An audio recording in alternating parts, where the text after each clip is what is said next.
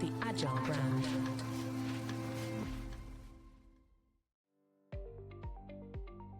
Welcome to the B2B Agility podcast, where we look at the factors that drive success in B2B marketing, with a focus on the people, processes, data, and platforms that make B2B brands stand out and thrive in a competitive marketplace.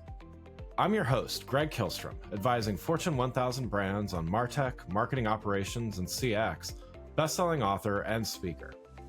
Now let's get on to the show. Are you getting lots of leads, but never enough good ones? Agility requires not only the ability to adapt to change quickly, but also the foresight to anticipate what's coming next, whether that's top, middle, or bottom of the funnel in B2B lead generation. Today, we're going to talk about why so many B2B marketers are still struggling with poor lead quality and what they can do to fix it. To help me discuss this topic, I'd like to welcome Derek Gerber, Director of Growth B2B at Power Digital. Derek, welcome to the show. Hey, Greg, thanks for having me on the show. Really appreciate the opportunity. Yes, for the audience, Derek Gerber, Director of Growth here at Power Digital. I've been working in B2B SaaS and marketing for about 15 years. I'm passionate about working with global teams, building world-class marketing solutions that drive pipeline and, of course, revenue. So I focus, again, directly here on driving programs internally, but then also making sure that we're building implementable and scalable ABM-like approaches for our clients at scale. Developed a couple frameworks here for growth as well that have helped the company grow 50% year over year, and excited to also share those same kind of results with our clients. Nice. Oh, yes, you're definitely the right person to talk about this topic here. So yeah, let's dive in here, and I want to start with what I touched on in the beginning, and just this problem of poor leads, not necessarily not enough leads, but just not the right ones. And I've certainly lived through that myself before, so I know what that's like. So beyond the obvious wasted resources that bringing a bunch of leads, but not necessarily good ones, brings, what are some of the less discussed negative impacts of consistently working with poor quality leads on a marketing team? Absolutely. I was going to say, even from some of the partners that we have, we would say that about 58% of marketing leaders right now admit that they have trouble targeting the right kind of leads, which actually leads to poor quality leads and such. So building full go-to-market plans and strategies that identify the right audiences, the channels, and again, how we move them through the funnel, all important for driving pipeline generation that matters with higher quality opportunities, but also making sure, again, that we're working hand in hand with the sales team to make sure that we're making revenue grow as well. But I would say there's just like some of the things that I think about too are just like the lack of visibility into performance. What channels are working? What's not? How do I measure that? Teams often struggling with inefficient budget allocation, something that is absolutely critical to getting this right. We can dive into that in a little bit too. I have some extra thoughts on that, but decisions being made on incorrect data when you don't even have the full picture. We've all struggled with that with business over time in general, but I feel like that's been exacerbated just a little bit. Underperformance against KPIs, the lack of stakeholder confidence that generates, and then of course, like incorrect attribution when you start making decisions based off of gut feelings at some point, because you can't actually showcase the right kind of leads and data, makes it extremely hard to upgrade the value of your strategy and go to market the right way. Yeah. I mean, there's a lot of tools out there that are promising, making it easier on getting leads and doing stuff, but from your standpoint, is the problem getting better? Is it getting worse? What factors are, contributing either way? Yeah, absolutely. It's a little bit of both, and I'd love to dive into that just a bit more. Yeah. There's a lot of technology out there right now that promises a lot of things, but I would think that holistically, when you look at the market and some of the challenges that we need to overcome, you're seeing teams of maybe 30, 50, 100 people that are literally been cut down to 3, 5, maybe 10 people max. And that's a big challenge because you're asking fewer people who didn't have all the intrinsic knowledge from before to still go to market, have 30 or 40% growth rates, still have the same budget, but somehow need to navigate wearing 3 or 7 different hats that they never had to wear before.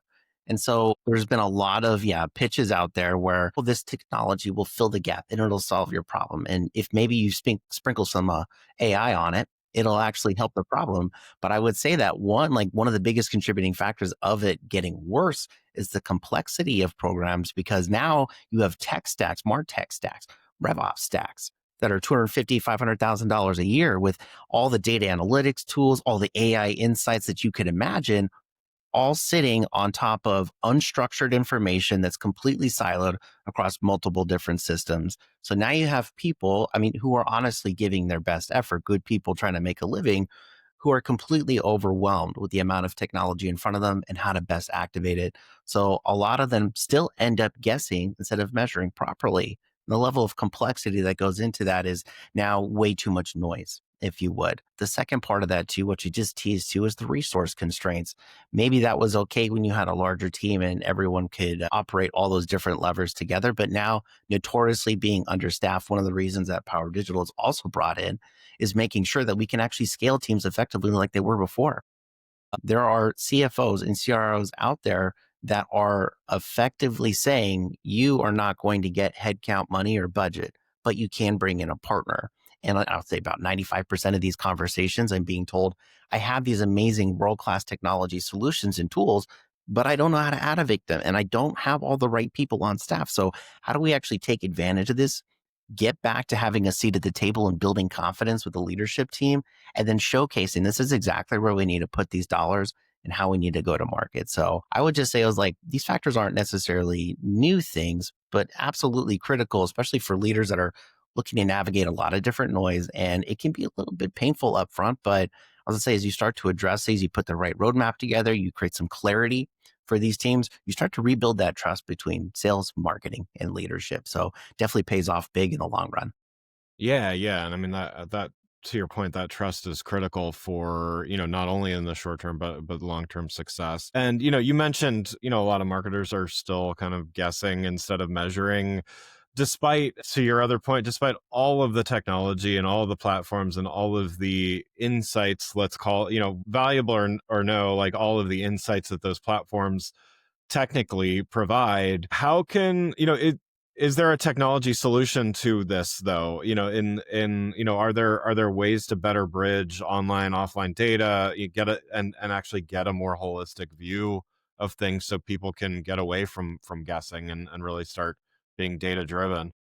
I love that too. That's a great question. A couple of intricacies that go with it, because we've been sold on the promise of an all-in-one system that can solve all these problems, and they usually pick at those gray areas between data and actionability. And so the way I think that most of my clients, when they come in, they're asking these kinds of questions, especially to Power Digital, but how do I remove fragmented systems? What tools do you recommend?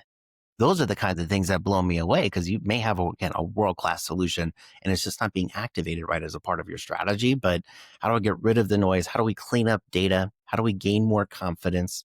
How do we get back to connecting individual campaigns versus holistic marketing success? Those are the kinds of things that start to shape deeper level questions. Is I've even had people ask, are we measuring the right kinds of metrics? We've been doing it this way for 3 or 5 years. Is this the right way to be doing it in 2025 and beyond? What's happening in the next 3 to 5 years? So beyond just platforms, data sets, the right tools, and the measurements that should be going into place, that should be showcased to the executive team, are the initiatives actually working? Are just like literally one of the most basic questions that we still get. A lot of people have differing information when it comes to measuring the success of a campaign. And I'm not just talking about first touch, last touch. There's a lot that goes a little bit deeper than that. So I was to say, ultimately, at the end of the day, people just want to know, for my target audience, for the fit of my product, the size of my product, small, mid, enterprise kind of solutions, right? Do I have the right kind of marketing allocation mix based off of the growth maturity of the size of my organization and where I'm at today? Those are a lot of the basic questions that we're helping solve, but that's how we're starting to get through that clarity. Is you got to ask some of those tough questions up front, but you can see pretty clearly up front, we're helping these teams solve that at scale. Yeah, yeah. And so how do strategies like, ICP, journey mapping, intent data analysis, how effective are these in your experience in improving lead quality? And are there some key considerations for implementing them successfully?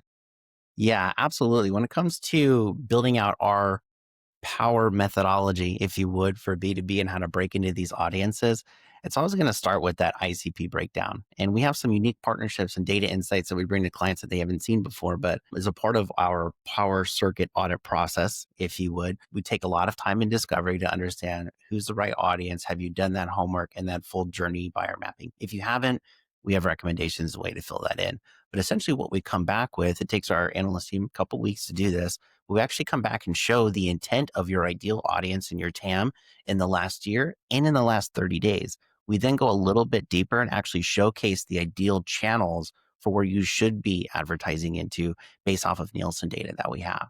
So it actually creates a very solid foundation to show the entire market opportunity, who's been looking in the last 30 days, where we need to position ourselves, getting into the channels that matter most, and then double tapping into that, if you would, and doing a very deep dive competitor analysis where we're doing content, copy, and creative analysis across all the different channels and where we need to differentiate ourselves. And that's just the first chapter of it.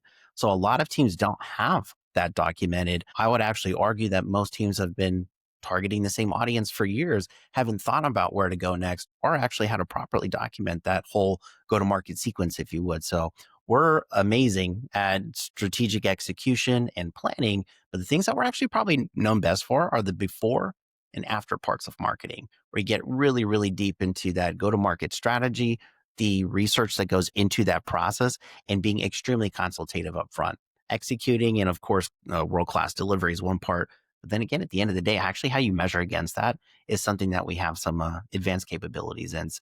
Really excited to be able to bring that to our clients, of course. But the more that we focus on penetrating those right audiences with more personalized campaigns, content creative that really hits home, creates an impact and value for them, that's how we're going to build trust for our clients and, of course, their brands across the world.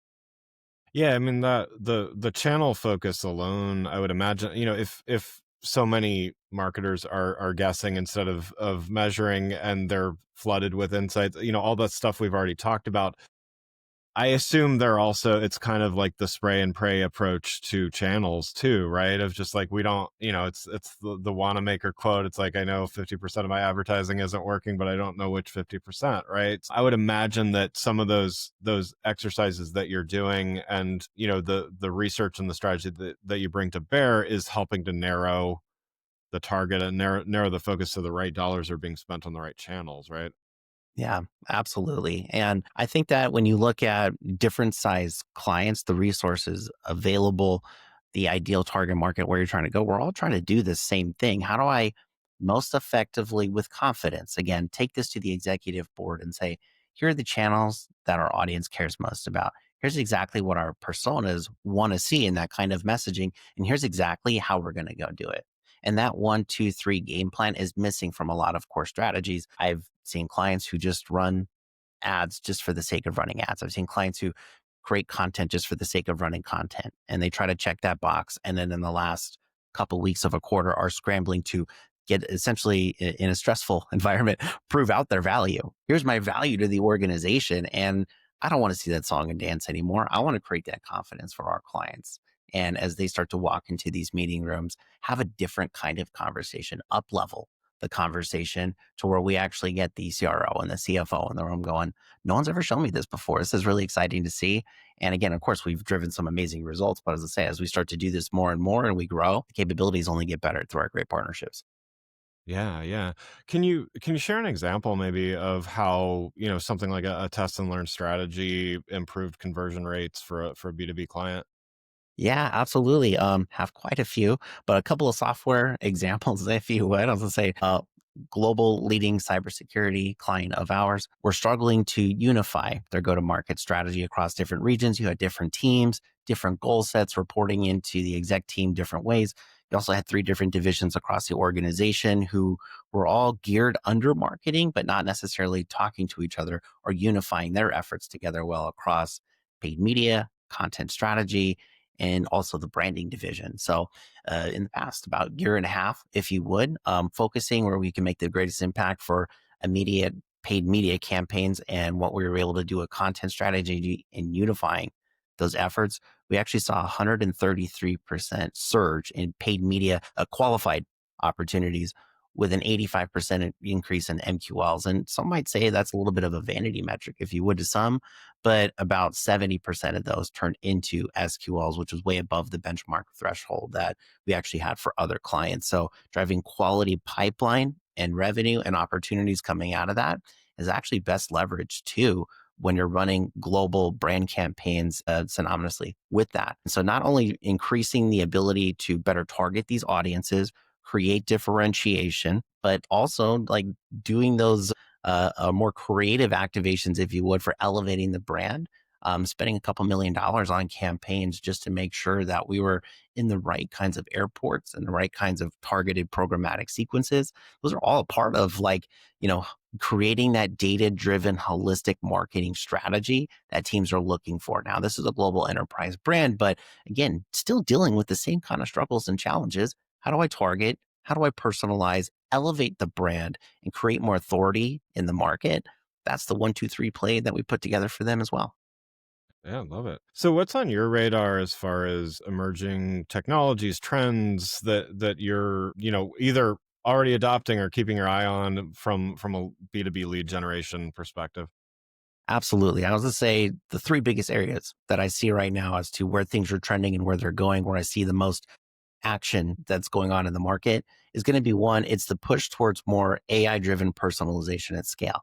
That only happens when you have the right kind of data structure, like we were talking about earlier on the show. But if you have fragmented data, you're lacking those moments of true insights, you're never going to be able to create personalization at scale. So a lot of platforms, a lot of teams really focusing on how do I create this personalization at scale through technology to help better leverage what the marketing team can pull off. But then again, also supporting the sales team, absolutely clutch and critical to get on your roadmap here in the next couple of years. Would say the next part of this too, called the rise of the buying group intelligence. But in the B2B motions, very specifically, we've been used to having to eventually get to a salesperson, if you would, to better educate me on the process or get me through. But I can tell you right now, just up front, most of our audiences are looking to better educate themselves, and they've been armed with better tools to do that now more than ever before. So beyond just the one struggle of buying teams increasing in size, where maybe you dealt with 3 or 5 people throughout the buying process and your deal cycles took, I don't know, maybe 30, 60, 90 days, maybe 6 months for mid-size enterprise kind of solution. We're actually seeing buying committees increase to maybe 12 or 15 people.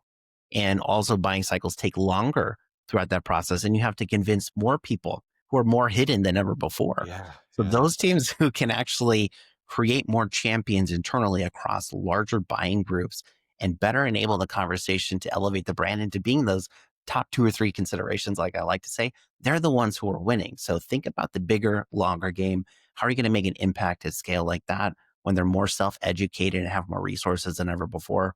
That actually kind of takes me better into my third point, is that people are still struggling to focus on what is the right kind of blend between brand and demand.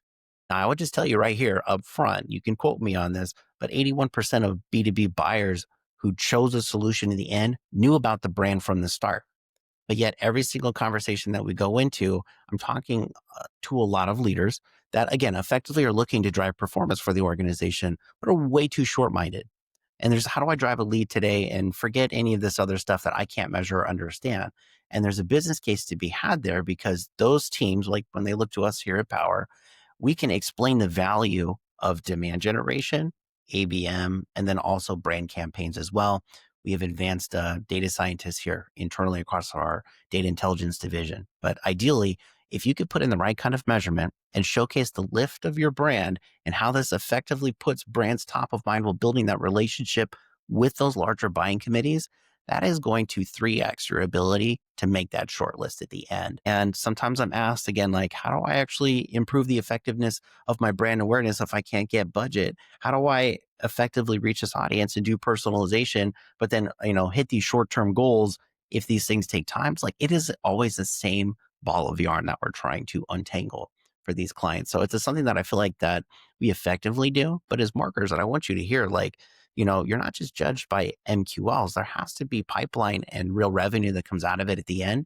So if your brand is not out there building the story, being a part of the community, driving genuine, insightful, and helpful information to your audience, you're not going to make it to the end of that cycle. You're not going to be Right. that short list. So I just want everyone to hear is like, as you start looking towards the future in the next couple years, think of how you're best allocating yourself for almost more of an agent to agent like experience for where your buying committees will all have their own agent. And when they go online to research the right kind of solutions, you need to have your agents in the right moment being able to answer those questions, better educate audiences up front. So when you do bring them in and it does come time for that conversation, you are ready to go right there in that moment. And you're already being shortlisted because you've checked all the boxes along the way. Yeah, yeah, love it. So then, as we wrap up here, what advice would you give to a B2B marketing leader that, excited maybe about some of these things, but still a little overwhelmed by, the complexity, the platforms, all of the above that we've talked about today? What would your advice be to them to start making some tangible improvements? Yeah, I was gonna say my first piece of advice for those B2B marketers that are out there looking to make an impact today, right? Just take those small little moments to focus on your content strategy because that is more powerful than ever before. And we've seen how we interact with brands changing. But remember, for those B2B audiences, you may be in the middle of a day using all the B2B jargon in the world. But at the end of the day, we're all just people and you're looking to build relationships with brands and people that you trust. And if you don't have your a spokesperson out there, if you would, creating that kind of personalization and trust, you're going to miss the boat. You're also not going to be ready for AI as we continue into what LLM search would look like.